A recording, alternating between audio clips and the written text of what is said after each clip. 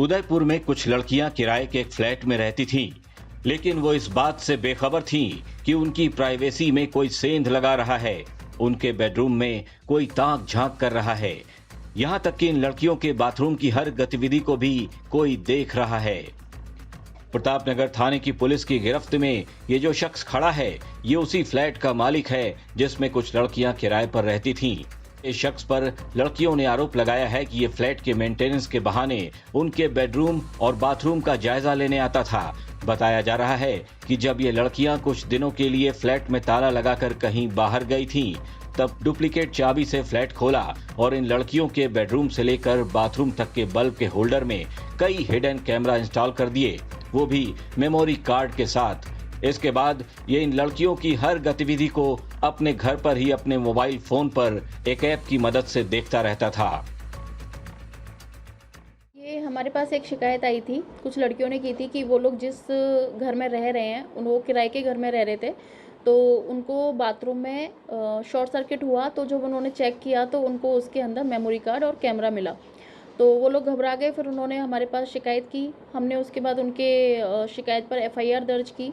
FIR के बाद हमने घटनास्थल का निरीक्षण किया और वहाँ हमको उस घर के अंदर से 2 और कैमरे मिले, जो हमने मौके से ही उनको जब्त किया।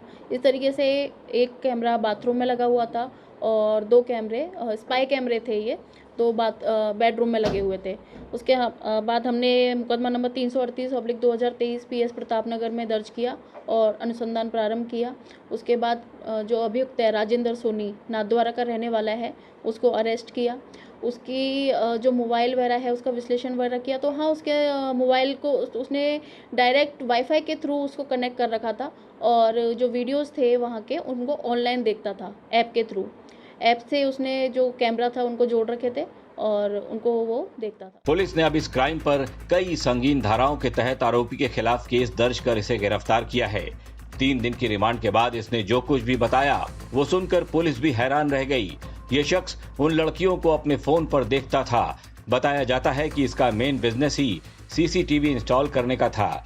ये शख्स एमसीए की पढ़ाई भी कर चुका है, लेकिन अपने नॉलेज का इसने जो इस्तेमाल किया है उसे कहीं से भी सही नहीं ठहराया जा सकता। पीसी रिमांड के दौरान इसीलिए ली थी कि ये पता करने के लिए कि वो आगे किसी को तो नहीं देता था, लेकिन अभी अनुसंधान चल रहा है। लेकिन अभी तक उसके सामने जो अनुसंधान में आया वो यही आया है कि वो खुद निजी तौर पे देखने के लिए ही उन वीडियोस को यूज कर रहा था। आगे उसने अभी तक किसी को नहीं दिए हैं। कितने टाइम से देख रहा था मैडम?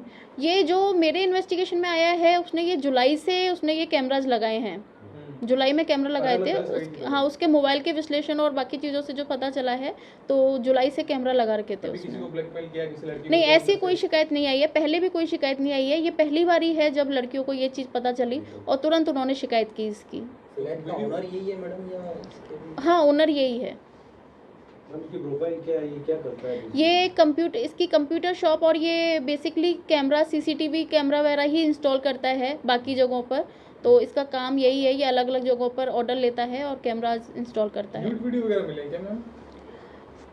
बेसिकली बाथरूम के वीडियोस हैं, तो स्पाई कैमरा है, तो और आगे अनुसंधान में हम, क्योंकि हम इसको, ये बहुत ही हीनियस क्राइम है, तो कड़ी से कड़ी सजा दिलाने के लिए एफएसएल में सारे सबूत भेजेंगे और वहां से उसकी रिपोर्ट बनवा के और कोर्ट में जो भी होगा हम पेश करेंगे। आरोपी का कितना दिन का रिमांड लिया गया था मैम इस मामले में? 3 दिन का रिमांड दिया था कोर्ट से इन्होंने और अब उसको जेसी करा दिया गया है। पुलिस के मुताबिक पिछले कई महीने से ये शख्स अपने फ्लैट में किराए पर रहने वाली लड़कियों की प्राइवेसी में इसी तरह से ताक झांक करता आ रहा था।